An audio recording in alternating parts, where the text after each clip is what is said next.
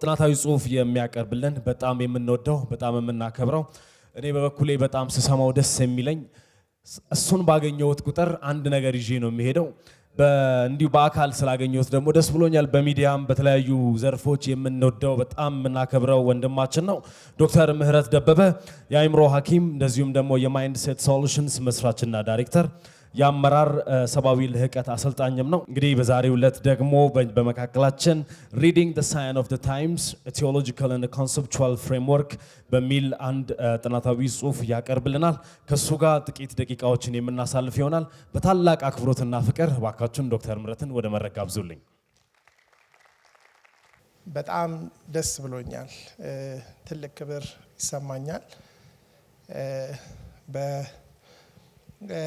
ቄስ ጉዲናና በቲዬ ፀሐይ ሌጋሲ መታሰቢያ ምክንያት የአምላካችን የእግዚአብሔርን ሐሳብ በምንነጋገርበት በዚህ ልዩ ጊዜ እኔ ያው ቴዎሎጂያን አይደለሁም ወይም ደግሞ በዛ ኤሪያ ላይ ያለው ሰው አይደለሁም፣ ግን ምእመናንም እድል ይሰጣቸው ተብሎ ምን ነው አገልጋዮች ኮፋችሁን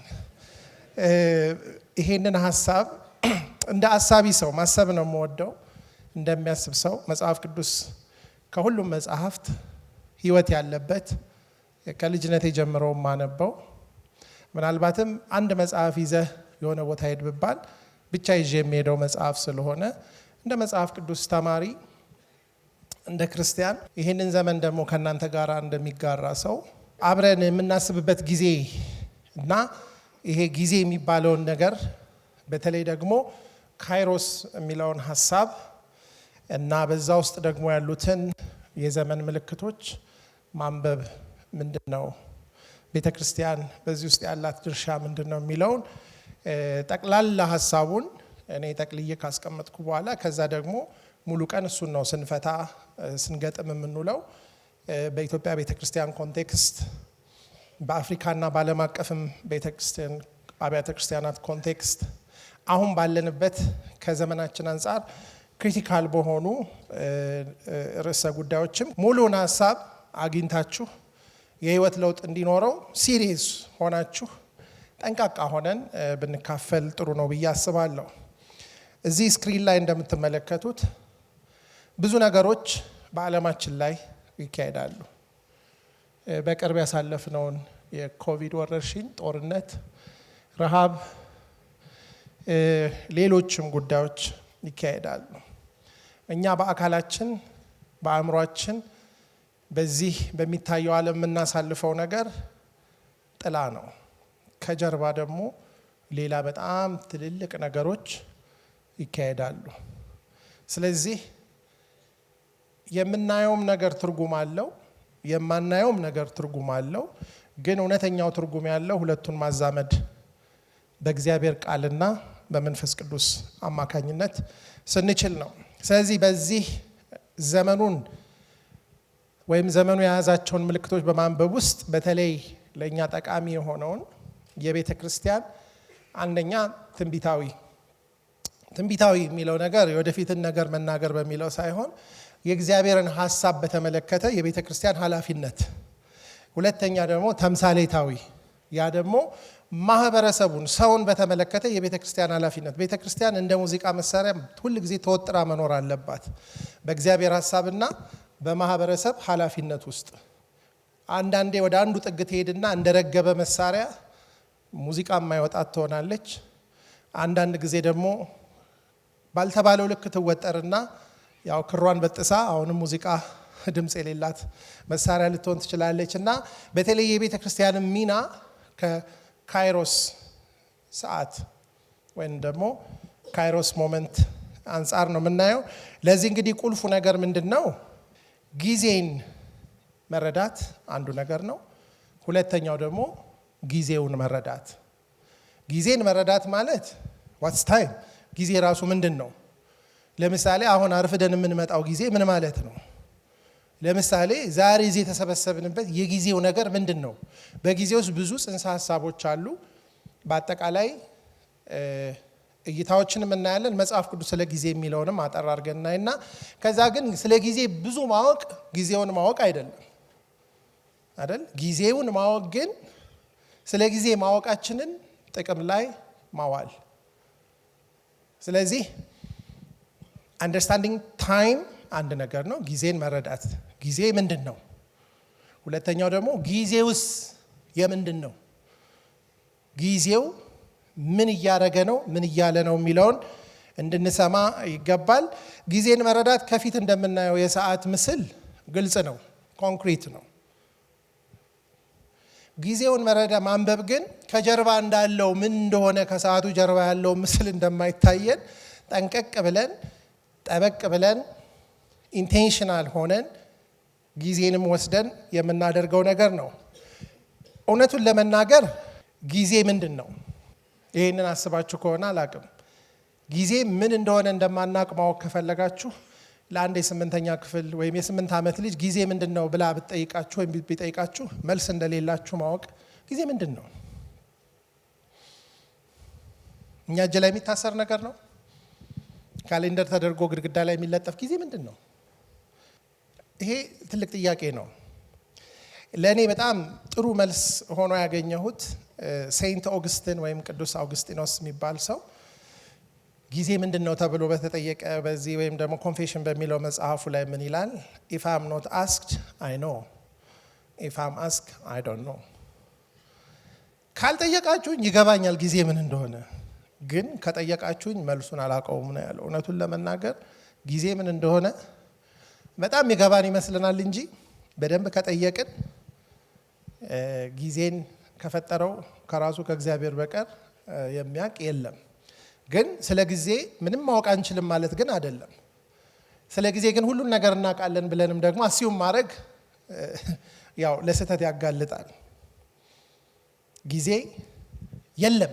ጊዜ የሚባል ነገር ሰው በአይምሮ የፈጠረው ለመኖር የሰራው ኮንስትራክት ነው ወይም ደግሞ የሰው ልጅ ፈጠራ ነው ብለው ከሚያምኑ በጣም አንቱ ከተባሉ ሳይንቲስቶች ጀምሮ ጊዜን ደግሞ በጣም እንደ ቀላል ነገር እንደሚቆጠርና እንደ ሀብት በአንድ ነጠላ በሆነ መንገድ የሚገልጹ ሰዎች አሉ። ግን በዛ መሃል ብዙ አይነት ሰዎች አሉ። የሆነ ሆኖ በተለይ በብዙ ነገሮች ላይ ብዙ በማሰብ የሚታወቁ የግሪክ እሳቤ በዘመናት መሃል እየዳበረ የመጣ ጊዜን በተለያየ አይነት ገጽታ ይገልጹታል። እሱ ስለ ጊዜ ለመረዳት ብዙ ይረዳል ብዬ አስባለሁ። የመጀመሪያው ነገር እነሱ ክሮነስ ብለው የሚያስቡት የጊዜ አይነት አለ። ልክ እንደ ፍቅር ጊዜንም በብዙ ዘርፍ ያስቡታል። ይሄ ምንድን ነው የሚሉት? ይሄ ተቆጣሪ ተቀማሪ የሆነ ካሌንደር ሰዓት ተበጅቶለት ከደቂቃዋ ወይም ከሰከንድ ወይም ከዛ ካነሰው ጀምሮ እስከ 100 ዓመት ላይ ቲር ብላችሁ እስከምናስበው ተቆጥሮም እስከማያልቀው ያለው ነው። በሰዓት እንቆጥረዋለን። ሐሙስ እንገናኝ እንላለን። በሚቀጥለው ዓመት ብንተያይስ ክረምት ነው በጋ ነው እያልን በጊዜ የምንቆጥረው ሞር ኳንቲቴቲቭ ቶን ያለው እንደ ወንዝ የሚፈስ ትላንት ከሚለው ወደኋላ ካለው ጀምሮ ነገ ወደሚለው ወደፊት ያለው እንዲሁም እስከቆምንበት ዛሬ ያለውን ብራኬት የያዘውን ጊዜ ክሮነስ ክሮኖሎጂ ቅደም ተከተል የሚለው ሐሳብ ከዚህ ጽንስ ውስጥ የመጣ ነው ይባላል። በሁለተኛ ደረጃ ደግሞ ካይሮስ የሚለው ሐሳብ አለ። ይሄ ካይሮስ የሚለው ቃል ኦፖርቹኒቲ ማለት ነው ሊትራል ትርጉሙ ወይም እድል። ሞር ምን አይነት ትርጓሜ ያለው? ሁነኛ የሆነ ጊዜ። ሁሉ ነገር ሁሉ ጊዜ አይሆንም። የሚቀልበት ግጥምጥሞሽ ያለበት ይሄ ዝም ብሎ ሐሙስም ቅዳሜም ሮብም ሳይሆን በቃ አንድ ነገር መሆኛው ሰዓት እድል ያለበት ጊዜ።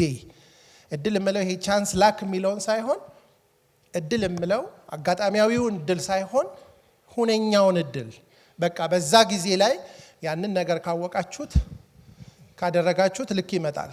እንደውም የመለኮት ጊዜም ይባላል። ያኛው የሰው ጊዜ ሆኖ ማለት ነው እኛ እንድንኖርበት የተፈጠረልን ዘፍጥረት 1 ላይ ያለው ክሮነስ ከሆነ እግዚአብሔር ደግሞ ባልፎ አልፎ እየመጣ ወይም ሁሌም እያለ ከፍጥረቱ ጋራ የሚነካካባቸው ሞመንቶች ካይሮስ ሊባሉ ይችላሉ። አነስ ያሉ ሌሎች ኮንሰፕቶች አሉ። ለምሳሌ አዮን የሚል ኮንሰፕት አላቸው።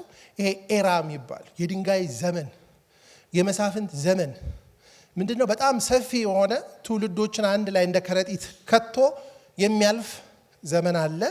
ሞር የክሮኖስና የካይሮስ ድቅል ነው የሚመስለው። አይሆን ዘመናት አሉ የሚመጡ የሚሄዱ ትልልቅ ዘመናት አሉ። ሌላው ደግሞ ዑደታዊ የሆነ ሰኞ ማክሰኞ ረቡዕ ሐሙስ ዓርብ ሰኞ ማክሰኞ ይሄ ዝም ብሎ ቢደጋገም ደሞ ሰኞ መጣ ምናምን የምንለው ክረምት በጋ አይደል? እንደዚህ አይነት ጧት ማታ ከሰዓት እያለ የሚፈራረቀውን ወቅታዊ የሆነውን ነገር ደግሞ ሆራ ይሉታል። ሲዝንስ ዑደታዊ ማለት ሲክሊካል የሆነ የታይም ኮንሰፕት ነው። ግን እነዚህ የዘመንና የወቅት ነገር በሁለቱ የጊዜ ረድፍ ውስጥ ሊገባ ይችላል የሚል እይታ አለኝ። ግን ካይሮስንና ክሮኖስን በቀላሉ ልናያቸው የምንችላቸው ነገሮች አይደሉም። እንደውም እኔ ሞር ብናስበው እኔን ሐሳብ ትንሽ እንደገና ሪስትራክቸር ብናደርገው የጊዜ ትስስር እነዚህ ጊዜ የምንለው የተጣላ ወይም የተጣረሰ ክሮኖስ እዛ ማዶ ካይሮስ ደግሞ እዚህ ማዶ የሆነ ነገር ሳይሆን እርስ በርሳቸው ትስስር ያላቸው ስለሆኑ በዚህ ትሪያንግል ዙሪያ ብናስራቸው የሚል እይታ አለኝ። ምንድነው እሱ? እንዴት ነው የምታስረው ካላችሁት፣ አንደኛ ካሌንደር ሰዓት ብለን አሁን እየተቀጣጠረን የምናረፍድበት በሰዓት የምንመጣበት የምንሰራበት የምንኖርበት ልጅነት አዋቂነት ፕሮግራም ምናምን የምንለው ሁሉ የያዘው የካሌንደር ጊዜ አለ። ይሄ ሀብት ነው። ይሄ ከጠፋ የማይመለስ ነው። ይሄ ትላንት የሚሆን ገና ነገ የሚመጣ ያለው የምንለው ነው። ሌላው ግን የእድሜ ዘመን ግን ቀላል ነገር አይደለም። የእድሜ ዘመን ማለት ምን ማለት ነው? እኔ ተወልጄ እስክሞት ካለው ውጭ ያለው ጊዜ ለኔ ምኔ ነው አይደለ እንዴ? ዳዊት በገዛ ዘመኑ ማለት በራሱ እድሜ የእግዚአብሔርን ሐሳብ ካገለገለ በኋላ ምን አረገ? እንደውም በመዝሙረኛው ሙሴ ይመስለኛል እንደውም እሱ ነው የጻፈው 90 ላይ እድሜያችንን መቁጠር ምን አድርገን ይላል? አስተምረን። የኛ እድሜ እኮ እንዲች ነች፣ አንተማ ትልቅ ነው ዘመንህ አይደል? የኛ ቢበዛ 70 80 ከዛስ ድካም ነው። በጣም አስተዋዮች ሆነ እንድንኖር አስተምረን እድሜ ቆጠራ እና ምናባክ ነው እግዚአብሔር የሰጠን ሐሳቡን ጠቅጥቆ እንድንፈጽምበት የሰጠን የኛ የህይወት ከረጢታችን ምን ይባላል? የእድሜ ዘመን ይባላል። እሱ አንዱ ነው። እንግዲህ ሌላው ሁነኛ ዘመን ደግሞ ኦፖርቹን ታይም ደግሞ ይሄ የሚቆጠረው ሀብት የሆነው ጊዜና ተወልደን እስክንሞት እግዚአብሔር በሰጠን እድሜ ውስጥ እግዚአብሔር እየመጣ እንደ ትውልድ እንደ ቤተ ክርስቲያን እንደ ሰው የሚሰራባት ጊዜ ደግሞ ሁነኛ ጊዜ ይባላል። እንግዲህ ሰው ጊዜን በዚህ መንገድ ካሳሰረና እድሜውን ተጠቅሞ እግዚአብሔር የሰጠውን ጊዜ አክብሮ እጁ ላይ ያለውን እድል ከተጠቀመ ያ ዘመን እግዚአብሔር የባረከው ይሆናል። ለሰው እግዚአብሔር እድሜን ሰጥቷል። ዘመንንና ዳርቻን መደበላቸው ይላል። ከነዚህ ጊዜዎች በእርግጥ ስለ ካሌንደር ታይም በታይም ማኔጅመንት ስኪል ውስጥ በጣም ብዙ መማር ያለብን ነገር እንዳለ አስባለሁ። ለጊዜው ግን እሱን አላወራም። በስለ እድሜም ብዙ ልናወራ የምንችለው ነገር አለ። ስለ ሰው ህይወት፣ ስለ ህይወታችሁ ምንድን ነው ብሎ ያዕቆብ የሚጠይቀው ጥያቄ አለ። ህይወታችሁ ምንድን ነው ካለ በኋላ አሁን ታይቶ እንደሚጠፋ እንፋሎት አይደላችሁ? ምን ማለት ነው?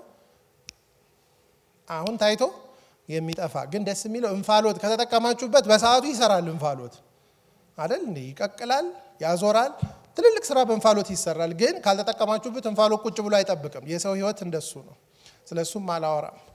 ስለ ሁለኛው ጊዜ ግን ትንሽ ማውራት ፈልጋለሁ። እዚህ ጋር የምናያቸው ሁለት ሴቶች እነማን እንደሆኑ ማወቅ ትችላላችሁ።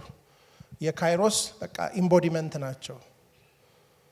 ወጣቷ ማርያምና አዛውንቷ ኤልሳቤጥ። ለምንድን ነው ይሄን ሐሳብ አንዱ ያመጣሁት? ካይሮስ is a time pregnant with God's purpose ማለት በቃ ካይሮስ ማለት የእግዚአብሔርን ሐሳብ ያረገዘ ጊዜ ማለት ነው። እርግዝና አይታይም፣ ግን ደግሞ ይታያል። በውስጡ ግን ህይወት አለ። በውስጡ ግን ዴስቲኒ አለ። በውስጡ ግን ፌት አለ። እዚህ ጋር መታያቸው ማርያምና ኤልሳቤጥ ሉቃስ ላይ ስታነቡ በቃ የዘመናት ሁሉ መገናኛ የሆነ የመጥምቁ ዮሐንስ እና የክርስቶስ ተሸካሚዎችና አምጪዎች ሆነው ያንን ሞመንት በመንፈስ ሴሌብሬት ሲያደርጉ እናያለን። የሚናገሩት ነገር በጣም አስገራሚ ነገር ነው። መንፈስ ቅዱስ እዛ ቦታ ላይ በጣም በኃይል ሲተባበር እናያለን። የሚገርመው ነገር ከክሮኖስ ፐርስፔክቲቭ ጸልዮ የጸሎት መልሱን ኦልሞስት ሊያጣ ሲል ጸሎት መልሱን ያገኘች ኤልሳቤጥ አለች። እርግዝናው ዮሐንስ የመጣበት መንገድ እግዚአብሔር በጣም ሴንስ ኦፍ ሂውመር አለው አይደል? ዘካርያስ እና ኤልሳቤጥ በቃ ሲሉ አልበቃም። እነዛ ደግሞ ሊጋቡ ሌላ አጀንዳ ላይ ያሉ እግዚአብሔር ደግሞ በዚህ በኩል ሲመጣ እነዚህ ሰዎች ግን የሚገርም ነው። ስለዚህ በመንፈስ እናያቸዋለን። እዛኛው ስዕል ላይ ይሄንን ሁለቱን አጣምረን እንድናስብ ስለምፈልግ ነው። ቄስ ጉዲናና ባለቤታቸው ወይዘሮ ፀሐይ እዚህ ጋር ምንድነው እሱ የምታስቡት ስትሉ ይሄ የሚያነቡት ቃል የሚሄዱበት ሁኔታ ከፊቱ ያረገዘውን ነገር ማንም እነሱ መገመት አይችሉም። ዛሬን እንኳን አያውቁትም ነበር። ግን የእግዚአብሔርን ሐሳብ ማርገዝ በመንፈስም ያዘልላል፣ ግን ህይወትንም ያስከፍላል። አምሹር እግዚአብሔር ዛሬ በዚህ ስፍራ ወደ ካይሮስ ሞመንታቸው የሚከታቸው ብዙ ሰዎች እንዳሉ አምናለሁ። የእግዚአብሔርን ሐሳብ ያረገዘ ህይወት በትውልድ ውስጥ ተጽዕኖ ትልቅ ነው፣ ታላቅ ነው። ዓለም በክሮኖስ መኖር ትችላለች። ቤተክርስቲያን ግን በክሮኖስ ውስጥ መኖር አትችልም። በክሮኖስ ውስጥ የምትኖር ቤተክርስቲያን ሃይማኖት ነው የምትሆነው። ቤተክርስቲያን ህይወቷ ያለው ካይሮስ ውስጥ ነው። ቤተክርስቲያን የእግዚአብሔርን ሐሳብ አርግዛ መጸነስ በየትውልድ ውስጥ ያንን ማድረግ ይጠበቅባታል። አንዳንድ ጊዜ በሰዓቱ የምንሰራው ስራ ለእግዚአብሔር ትልቅ የሐሳብ እርግዝና ነው። ለሰዎች ግን ምንም ሲግኒፊካንስ የሌለው ነገር ነው። ምናልባት በዛ አንፎርቹኔት ምሽት ቄስ ጉዲና ተወስደው ህይወታቸው ባለፈበት ጊዜ እነዛን ያረጉ ሰዎች ስለ ካይሮስም ስለ ክሮኖስም ማያውቁ ብዙ ነገሮች በዛን ጊዜ ለዛ ዘመን ኦርዲነሪ ሊመስል ይችላል። ነገር ግን ልክ ኤልሳቤጥና ማርያም ባረገዙበት ጊዜ ብዙ ሰዎች እንዳረገዙ ብዙ ሰዎች እንደወለዱ ሁሉ የነሱም ሬጉላር ሊመስል ይችላል። ነገር ግን እግዚአብሔር ዘላለም ብቻ ለሚረዳው ጊዜ ለማይገባው ነገር የአንዳንድ ሰዎችን ህይወት ያጫል። ያ ህይወት ግን የእግዚአብሔር ሐሳብ ነውና ያረገዘው። ሰውየው ቢሞትም ሐሳቡ አይሞትም።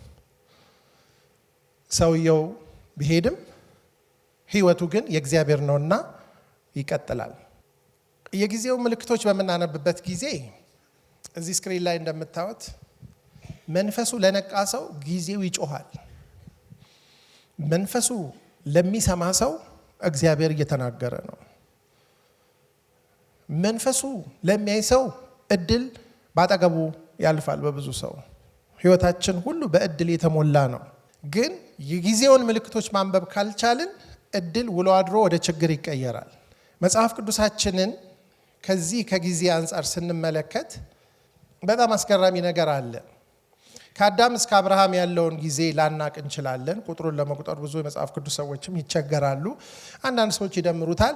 እኛ ለጊዜው በጥያቄ ምልክት እንለፈው። በዛ ጊዜ ውስጥ ብዙ ነገር ሆኗል። አዳምና ሔዋን ከተፈጠሩ በኋላ የሰው ልጅ እንዴት ቁልቁሎት እንደሄደና እግዚአብሔር በየዘመናቱ ቢመጣም ሰው ግን እየተመለሰ እንደወረደ የኖህ ዘመን ከዛም በኋላ ደግሞ የባቢሎን ግንብ ዘመን ያሉትን ነገሮች ስንመለከት በተለይ ዘፍጥረት 3 ላይ ዘፍጥረት 6 ላይ ዘፍጥረት 11 ላይ የተፈጠሩት ውድቀቶች እስከ ዛሬ ድረስ ተጽዕኗቸው በሰው ልጅ ላይ ያለ ነው።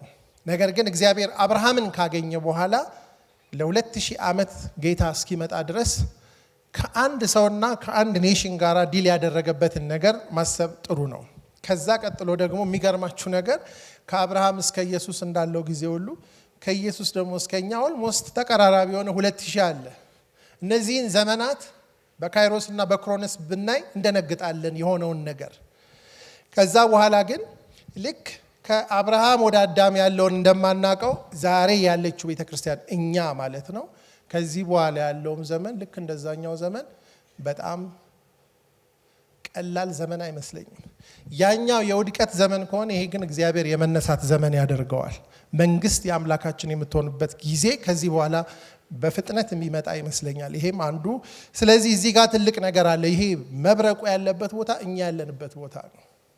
ስለዚህ ምንድነው እሱ መጽሐፍ ቅዱስን በእነዚህ በ2000 ዓመታት ከአብርሃም እስከ ኢየሱስ ባሉት ጊዜዎች ውስጥ ምን ሆነ የሚለውን እንደው ብናየው እሺ አብርሃም የዛሬ 2000 ዓመት አካባቢ ብላችሁ ያዙት። ከዛ ቀጥሎ 500 ዓመት ቆይቶ ሙሴ መጣ። በጣም ትልቅ ለውጥ የሆነበት ጊዜ ነው። ከዛስ 1000 ዓመት ዳዊት መጣ። ሌላ ትልቅ ጊዜ ነው። ከዛስ 500 ዓመት አካባቢ የነ ዘሩባቤል ሁለተኛው መቅደስ የተሰራበት ጊዜ ነው። ለምንድን ነው እሱ ይሄንን ነገር በዚህ መንገድ በ500 የከፋፈልከው ካላችሁ እነዚህ አራት ነገሮች 400 ዓመት የባርነት ዘመን ነበር ከአብርሃም በኋላ። 100 የአባቶች ዓመት ቢሆንም ከአብርሃም እስከ ዮሴፍ 400 ግን የባርነት ዘመን ነው። ከዛ የሙሴና የኢያሱ ዘመን ደግሞ ትንሽ ጊዜ ካለፈ በኋላ ደግሞ የመሳፍንት ዘመን ኦልሞስት 400 ዓመት። ከዛ ደግሞ ዳዊት ሰለሞን እና ሜቢ ሳሙኤል እና ሳኦል የነበሩበትን ዘመን ብትቀንሱ 400 አካባቢ እስራኤል ሁለት ተከፍለው ሁለቱም ደግሞ በምርኮ ምድራቸውን ለቀው እስኪሄዱ የነበረ የመከፋፈል የነገስታት ዘመን የሚባለው 400 አካባቢ ዓመት አልፏል። ከዛስ ዘሩባቤል፣ ኢያሱ፣ ነህምያ፣ እዝራ ምናምን መጥተው ታድሶ ከመጣ በኋላ 400 ዓመት ደግሞ ሌላ ዝምታ ነበር ከሚልኪያስ በኋላ። አሁን እንድናስብ የምፈልገው እግዚአብሔር በነቃባቸው 100 እና 50 ዓመታት ውስጥ የተሰራው ስራ ግዙፍ ነው። ሰው በተኛበት ሰው ደግሞ በያዘበት 400 ዓመት ውድቀት ነው። መጽሐፍ ቅዱሳችን እንደዚህ ስናየው አስገራሚ ነው። ነገር ግን እግዚአብሔር ከባርነት በኋላ በሙሴና በኢያሱ ጉብኝት ነበር። ከመሳፍንት ዘመን በኋላ ደግሞ ሳሙኤል፣ ዳዊት ከሐና ጀምሮ ባለው ጊዜ ውስጥ ሌላ ትልቅ የጉብኝት ጊዜ ነበር። ከዛ ደግሞ ከ400 የመከፋፈል ዘመን በኋላ ዘሩባቤል፣ ኢያሱ፣ ነህምያ፣ እዝራ፣ ሐጌ፣ ዘካርያስ እነዚህ ደግሞ ሌላ ትልቅ ሁለተኛው መቅደስ የተሰራበት ነው። ከ400 የዝምታ ዓመት በኋላ ግን የሆነው የመሲሁ መምጣት ነው። ትልቁ ጉብኝት ነው። ይህ አስደናቂ ነገር ነው።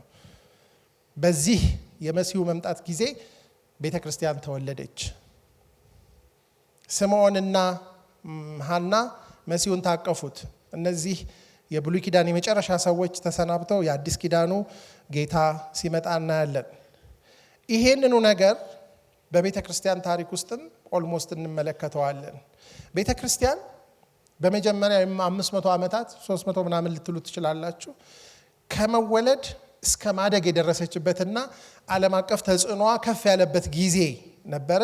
ከዛ በኋላ የሚገርማችሁ ነገር ላለው ኦልሞስት 1000 ዓመት የቤተ ክርስቲያን ታሪክ በጣም ብዙ ዘግናኝ ነገሮች የሆኑበት ጊዜ ነው።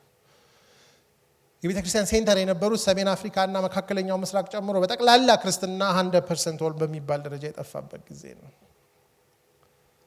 የመስቀል ጦርነት በማለት ቤተ ክርስቲያን ከሰዳጅነት ወደ አሳዳጅነት፣ ከተገዳይነት ወደ ገዳይነት የተቀየረችበት ጊዜ ነው።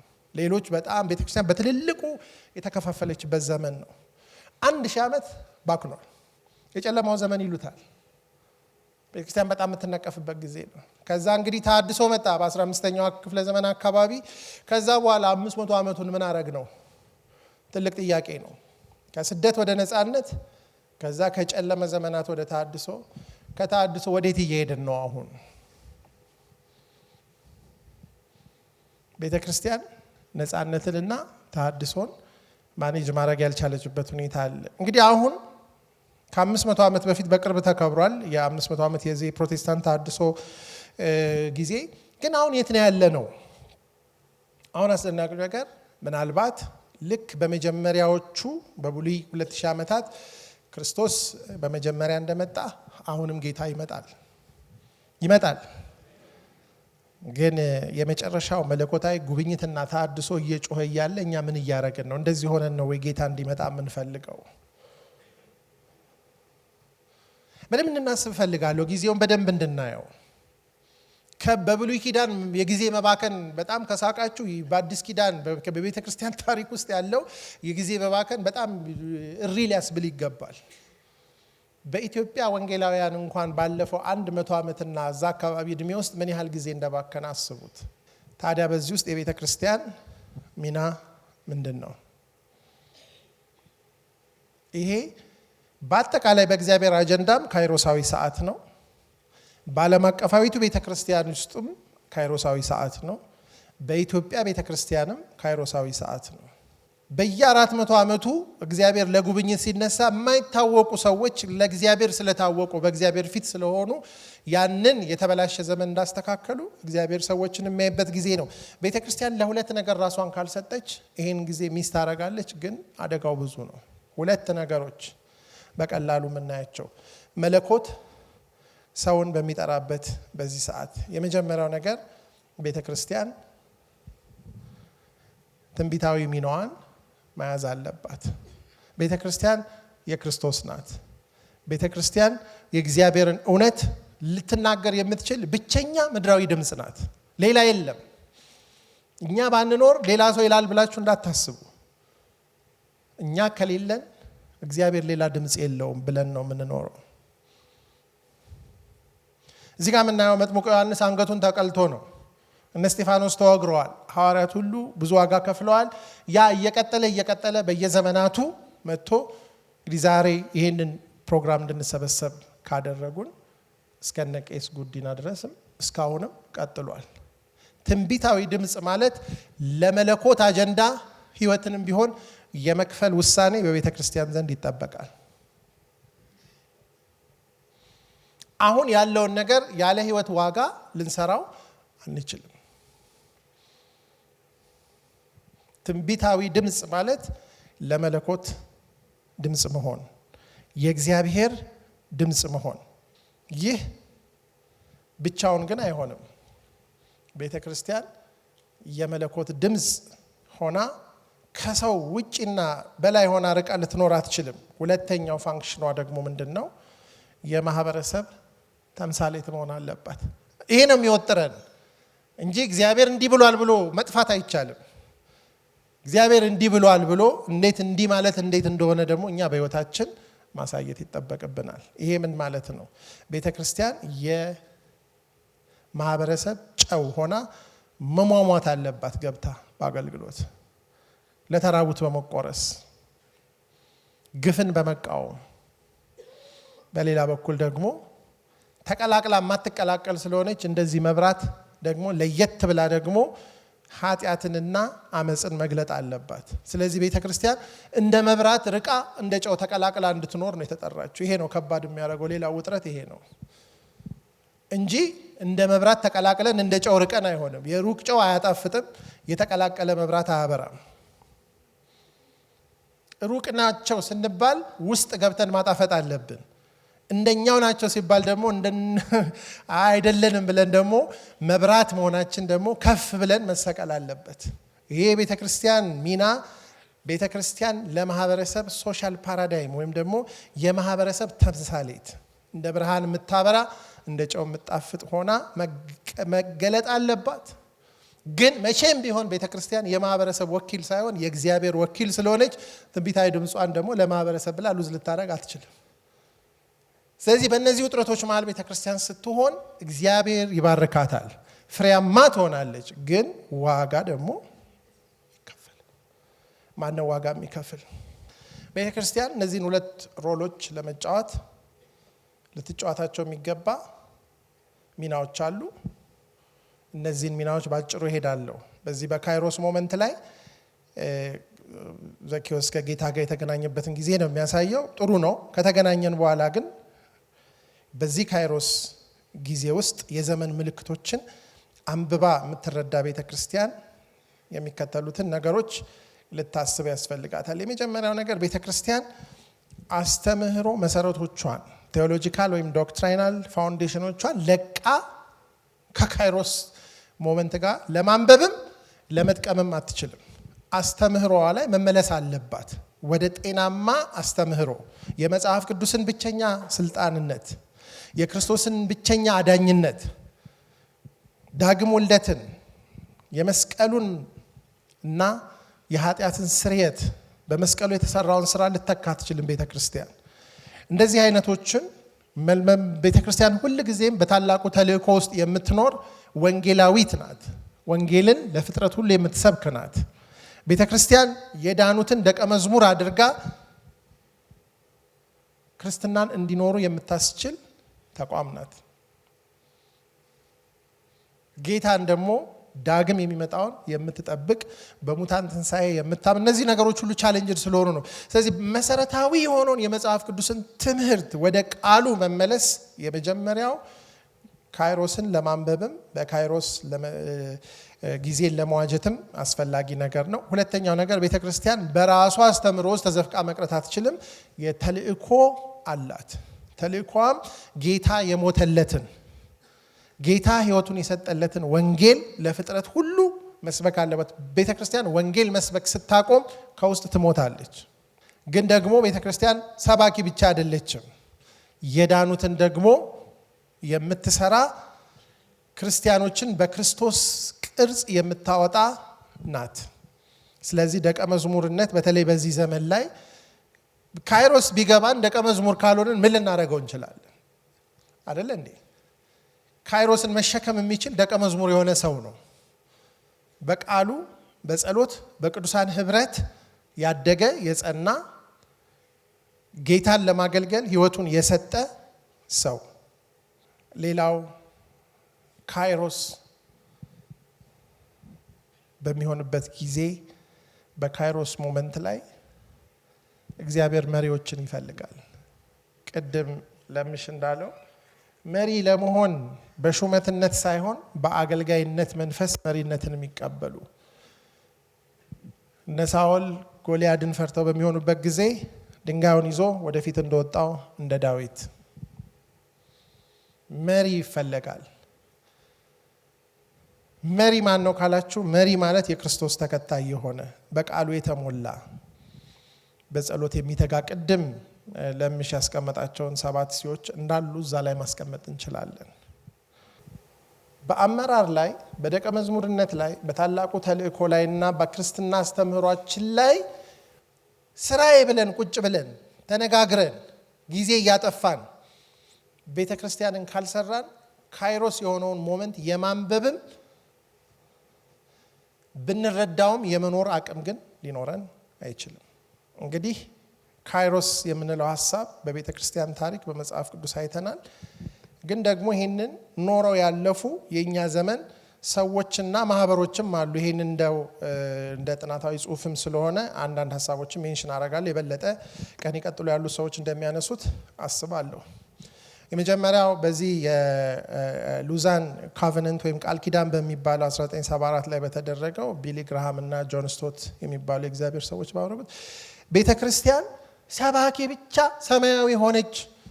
ብዙ ምድራዊ ሜስ ባለበት ዓለም ውስጥ ቤተክርስቲያን እንዴት ነው እሱ ምድርን ለቃ ሰማይ ልትል የምትችለው? ትልቅ የሪቫይቫልም ዘመን ስለነበረ ቤተክርስቲያን መሬት ትውረድ በሚል ተሰባስበው ያደረጉት ነገር ነው። በእርግጥ ዛሬ የኛም ዘመን ቤተክርስቲያን ወደ ምድር መታ መሬቱን መንካት አለባት። ምክንያቱም ቤተክርስቲያን ሰማያዊ ድምጽ ብቻ ሳይሆን ምድራዊ ኃላፊነትን የተሸከመች ብርሃንና ጨው መሆን አለባት።